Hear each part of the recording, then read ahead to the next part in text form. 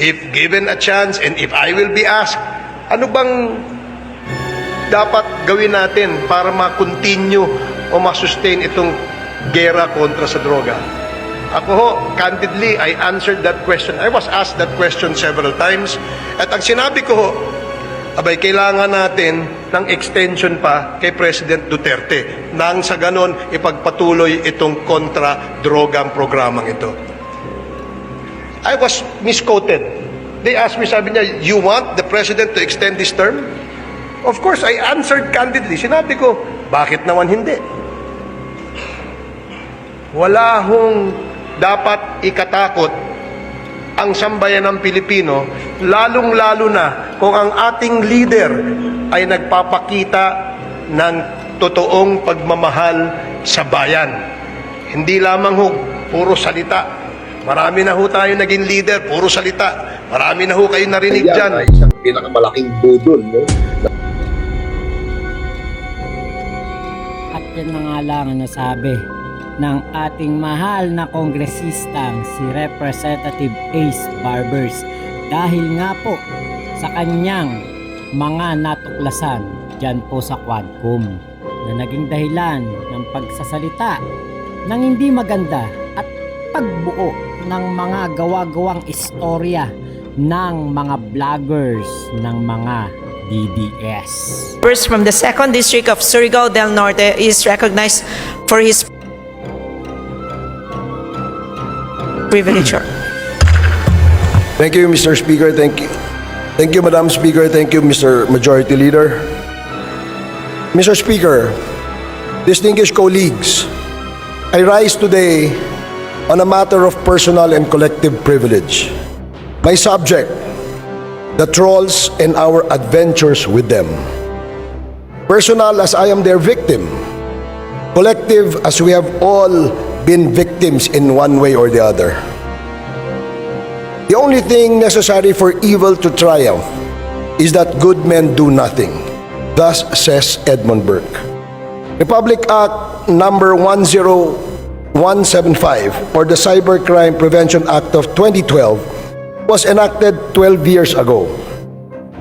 Some of the more important provisions of the law, specifically Section 9, mandated that the National Bureau of Investigation, the Philippine National Police, as well as the Department of Justice to implement the provisions of the law.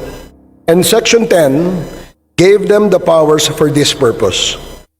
Section 26 of the same law created the Cybercrime Investigation and Coordinating Center, or the CICC, under the Office of the President for the same purpose and enumerated its powers and functions under Section 27. Alas, despite these provisions, Madam Speaker, cybercrimes are committed every single minute, unabated and seemingly unstoppable. The lack of visible active prevention, intervention, suppression, and prosecution of the perpetrators is felt by the aggrieved citizenry. Despite the powers given to these agencies, Madam Speaker, criminals are having a heyday every day in the web. We seem to be helpless. To state the obvious, Madam Speaker, dozens or hundreds, if not thousands of trolls, probably paid by pogo and drug money, relentlessly attack personalities with total impunity. This has been happening for years without let-up, Madam Speaker. They get away with it. That is why they continue to thrive. It is a business that has become so profitable without having to pay taxes, no liability, and with the pleasure of being able to ruin reputations of people without having to worry about getting caught and punished. The ultimate goal of the trolls, Madam Speaker, is to create chaos and disorder by sowing false information, confusion, fear, and slander their subjects.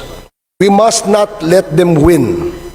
Law and order must be preserved to ensure peace and stability in our society. Trolling is the means to destroy this peace and create chaos. These trolls get paid, and we all know that. The sheer number of trolls and the amount of false information that they flood the web with will give you an idea on the value or amount of money needed to pay them. Who is the innocent person who is bound to benefit from their trolling? Will this innocent person disburse enormous amount of money and laugh out loud at the false information being disseminated? Obviously, Madam Speaker, the ones funding these malicious campaigns are the ones hurting the most. They are also the ones who have the vast financial resources to pay these trolls. And who could they be? One thing is for sure, Madam Speaker, the money involved is staggering, which can only probably come from illegal pogos and drug syndicates operating in the country. Madaling ubusin ang hindi pinaghihirapan, ika nga. I rise to represent the aggrieved parties, which include no less than the President, government officials, including myself, and ordinary citizens who have been victims of these cybercrimes. I call to action all our agencies in charge of investigating these crimes to be more active and make their presence felt so that our people may be protected by the civil servants who draw salaries from their taxes. Do not be passive and wait for complaints to be filed before you act on the obvious transgressions of the law. I am filing my complaint here now, Madam Speaker, and I hope everybody's listening. We have been targets of these possibly pogo and drug money sponsored trolls and vloggers. I was just watching in the sidelines, waiting for some action from the PNP, the NBI, and the CICC. But I waited too long, Madam Speaker. I hope I'm not waiting in vain. Today, I am telling every peace-loving, truth-believing, and God-fearing good men and women of this country, let us not allow evil to triumph. Let us do everything for good to always reign on this land. To all you trolls and malicious vloggers, let me say this. It is all right to criticize us politicians. Kasama po sa trabaho at sa hazards ng public service yan. Pwede nyo kaming i-criticize hanggang magsawa kayo because we cannot be onion-skinned. You can criticize us all you want as long as your criticisms are anchored on the discharge of our official duties and functions. But when you cross the line, Madam Speaker, and impute malice on what we do and attack our persons, you cease to be protected by your constitutional rights. Even the Supreme Court ruled that when your statements are done with malice, you are liable under the law. Panindigan na lang ninyo ang paninira ninyo. Hindi naman pwede na porke politiko, pwede mo nang akusahan ng lahat ng krimen at kasinungalingan, tapos wala ka ring pananagutan? Ano ka? Siniswerte? Matapang ka manira. Matapang kang mangutya. Tapos ayaw mong sumagot?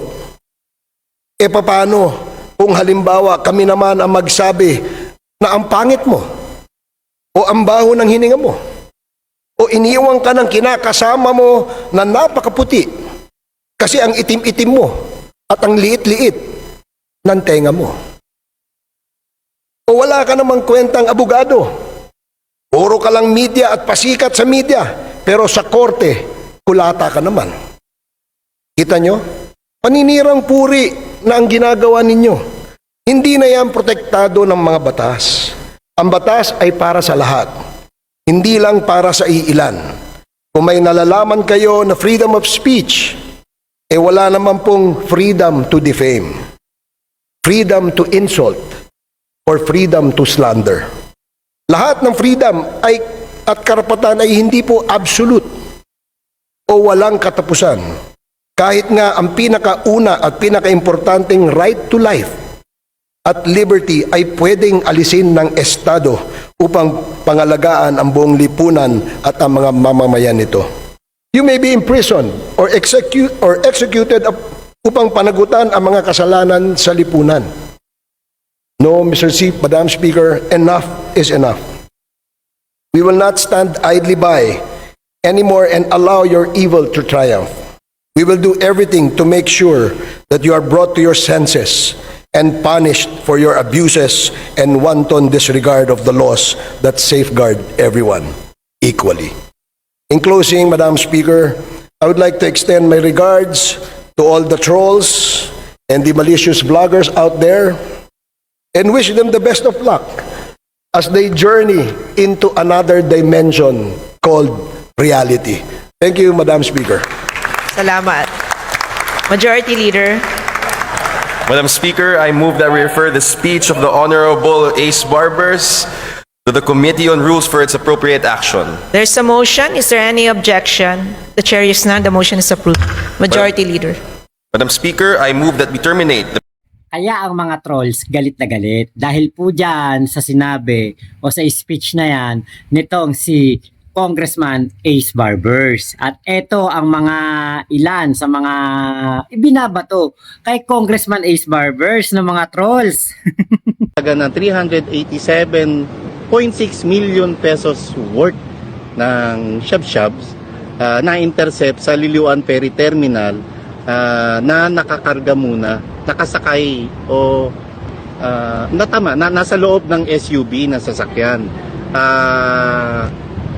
Yung sasakyan na yun, pag-aari ito mismo ni Governor Lyndon Barbers and Congressman Ace Barbers na gamit-gamit ng isang driver na empleyado sa Kapitolyo na under job order status, di ba? Mga boss, yung tao ni Governor Lyndon Barbers at ni Congressman Barbers ay nahuli. Ngayon po, pag inanap mo naman yan sa Google, yung balita na yan nila na pinalabas nila, wala kang makita. Kasi alam niyo po, hindi makakaligtas sa mainstream media ang ganito kalaking issue. Kung totoo yan, yung pinagsasabi nitong mga trolls na ito, laban kay Governor Robert Barbers at Congressman Ace Barbers. Unang-una syempre magbabalita niyan, mainstream media. Syempre hindi yan makakawala sa mainstream media dahil po napakalaking issue niyan. At marami po ang magre-react diyan na mga kababayan natin na nasa SOCMED, mga political bloggers, mga political analysts na magsasalita patungkol diyan sa pagkakasangkot nitong si Ace Barbers at kanyang kapatid sa pulburon issue, di ba? Alaman lang tayong makitang balita niyan Nahanap ko nga sa Google, wala Kaya talagang talagang ito po ay purong paninira at utos sa trolls na banatan ng banatan si Kong Ace Barbers. Alam niyo po kung bakit?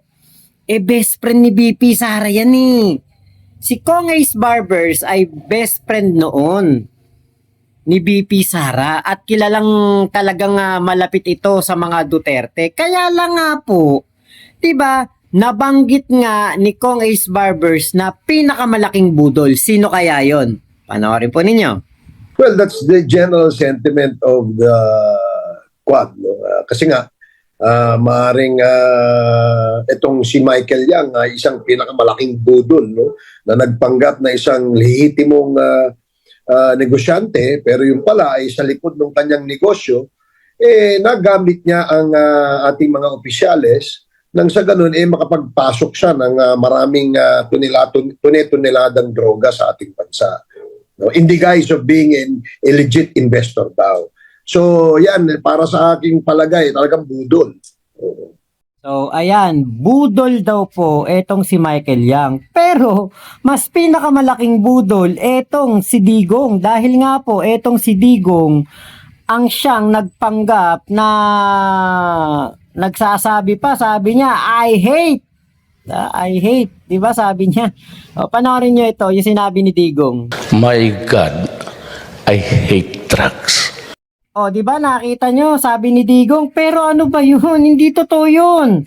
Dahil kung talagang hate na hate niya yan, di sana walang Michael Yang sa kanyang gabinete noon. pinagmamalaki pa nga ni Panelo, piso lang ang sasahudin daw ni Michael Yang bilang economic advisor ni Digong. Piso lang. Pero bilyong-bilyon, tone-tonelada naman ang kapalit nun. Diba? Kaya ito po isang malaking budol, itong si Digong. Pinakamalaking budol na presidente sa kasaysayan ng ating bansa. Binudol ang lahat ng Pilipino, pinaasa sa 14 pesos na kilo ng bigas. Pinaasa tayong lahat na tatapusin niya ang traffic sa EDSA. Pinaasa niya tayong lahat na tatapusin ang kontraktualisasyon. Tatapusin din daw po niya ang korupsyon sa gobyerno. Tatapusin din daw po niya ang napakaraming mga ginagawang kabulastugan ng ating mga kababayan sa gobyerno. Pati ang West Philippine Sea, magje-jet ski daw siya. Pero hanggang ngayon, hanggang ngayon na iba na ang presidente, si PBBM na, wala pa rin nangyari. Si PBBM na ang gumawa ng mga pinapangako ni Digong katulad ng paglaban ni PBBM diyan sa West Philippine Sea. Kaya ang pinakamalaking budol na presidente walang iba na si Digong at nabudol niya pati ang ating Congressman Ace Barbers, 'di ba? Kasi ang galing ng Quadcom, ginagalingan ng ating mga kongresista, pinapakita nila na wala silang sinisino. Kahit nga si Congressman Ace Barbers na dating best friend ni VP Sara, hindi po nagpatinag, hindi po nagpaapekto at sila po ay ginawa niya ang kanilang mga trabaho. 'Di ba? Trabaho lang, walang personalan. Meron kayong ginawang kabulastugan nung nakarang administrasyon 'Di ba? Yan po ang kinakasama ng loob ng mga Duterte at ng mga nasasagasaan ng Quadcom hearing. Kaya po ang sagot nila o ang kanilang panlaban diyan ay yung mga trolls na gumawa ng mga issue. Hindi naman na maitatanggi ang mga trolls na yan. Totoo naman yan, yung gustong paimbestigahan ni Congressman Ace Barbers. Totoo naman yung mga yan. Talagang yung mga yan ay nauutusan. Kaya nga po alam nyo, napakasarap ng pagiging vlogger ko. Bakit? Wala nag-uutos sa akin walang nag-oobliga sa akin kung ano iba-vlog ko. Kung mag-vlog ako ngayon o bukas hindi ako mag-vlog, okay lang. Yung mga yan, kailangan nilang maglabas ng kanilang mga issue. Kailangan sulitin ng mga boss ang binabayad sa kanila. So yun lamang po, maraming salamat sa pagsama nyo dito sa aking vlog na ito. Ingat po kayo. Nasaan mang panig kayo ng mundo. Momo, chup chup, love you, love you. God bless us all. Pilipinas. God first.